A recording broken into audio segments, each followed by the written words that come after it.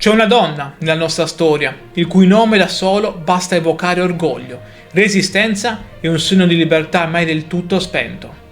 Una donna che nel Medioevo, quando le donne non contavano nulla, governò un intero regno, combatté contro gli invasori aragonesi, unì quasi tutta l'isola sotto un'unica bandiera e scrisse un codice di leggi così avanzato, così moderno, così rivoluzionario che rimase in vigore per 435 anni.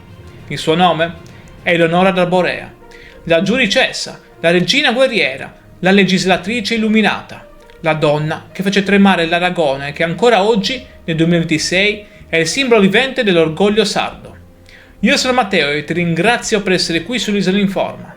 Se anche tu sei orgoglioso di essere sardo e vuoi conoscere la storia della nostra regina più grande, lascia un like e iscriviti al canale. Questa è una storia che merita di essere raccontata.